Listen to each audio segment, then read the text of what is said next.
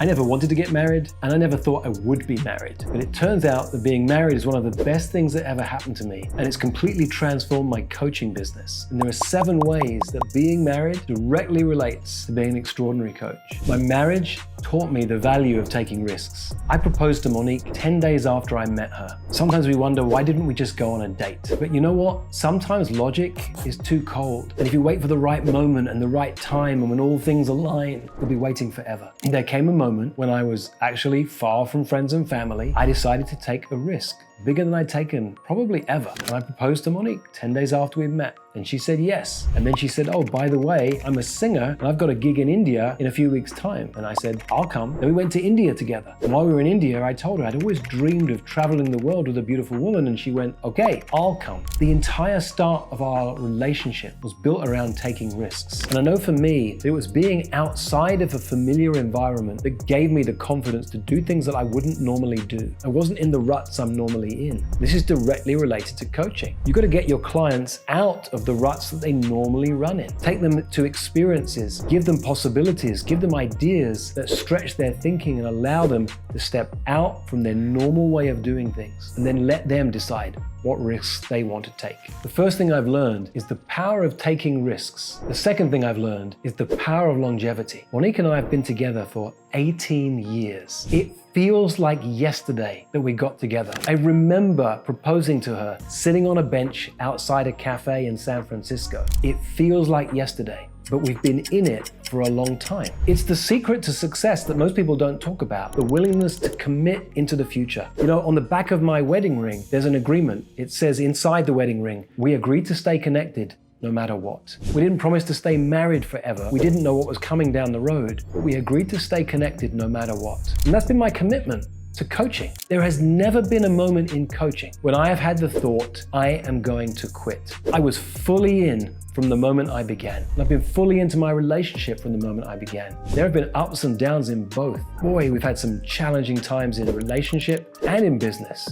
but I've been committed. The power of commitment, the power of perseverance, and the power of longevity. If you want to have an extraordinary life, and business and relationship, find something that you can commit to and then make that commitment and stay committed. The third lesson is get help. You know, there's a video online of me that has the title, I don't need help. Because for most of my life, I was really good at helping others and really bad at receiving it. But in my relationship, I have learned to receive help. Monique and I have couples therapy. We've had it for years. We have individual therapy and coaches to support us. We've built a community around us, community who help us together, and we have community separately. I'm in a men's group, a group of guys who hold me to account, who support me, who are a stand for me, and who challenge me. If you want to create an extraordinary marriage, you cannot do it alone. You can't do it just with the two of you. You need support. You need help. It's the same in coaching. It's why your clients need you. They can't do it alone. And it's why you, no matter how successful you are, need a coach. You can't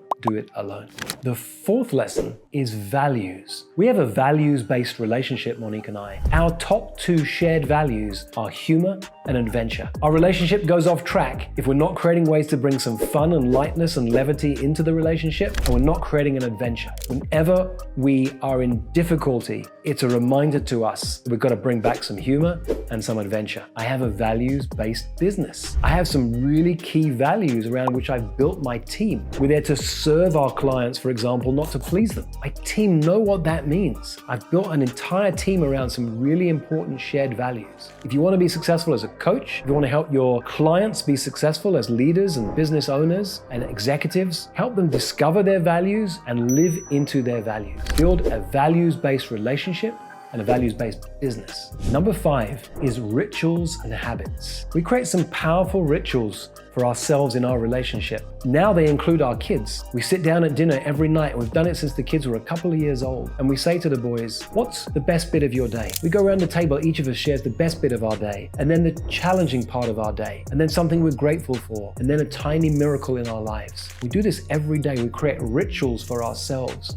We do the same in business. Every single team meeting I've had for over a decade, we start the meeting off by sharing something fun we have done in our lives that has nothing to do with business. Because I have a belief the only purpose of business is to lead an extraordinary life. If you don't put leading an extraordinary life first, you're not going to have a great business. So we check in one at a time, something fun we've done not related to business. And then all of us at the very same time, we say this word in this very same intonation. Yippee! And we still laugh. 10 years later, we're still laughing every single team meeting, but we're bringing a sense of fun into our business. If you want to build an extraordinary relationship or an extraordinary coaching practice, create some rituals that become part of your legacy. Lesson number 6 is the uncomfortable one. It's honesty and vulnerability. We have a commitment to being real honest with one another, Monique and myself. We are truth tellers for one another, and sometimes it stings and often it hurts and it's never comfortable. I know when Monique says something to me, if I get angry, it's usually because she's speaking a truth that I don't want to hear. I don't always see it immediately. If my response is I hate you, it usually means she's touched on something that's true for me. But we have that commitment. We are there to speak our own truth. We are there to speak truth to the other. And that includes being vulnerable. It includes sharing things we don't want to share. Now, that relates to the earlier lesson about having help, because we can't always be vulnerable on our own. Sometimes we need a person like a coach or a therapist to help us. But that commitment to honesty and vulnerability are directly applicable to being a high-level coach. Help your clients to be vulnerable, to share things they've never shared with another living soul. Bring a level of honesty to them. Bring a level of vulnerability to them in order to create that honesty and vulnerability in them. They'll be grateful for it. They may not always thank you in the moment, because sometimes it can feel intense, but they'll be grateful in the long term. And that's why you're there, coaching in the long term. Final lesson.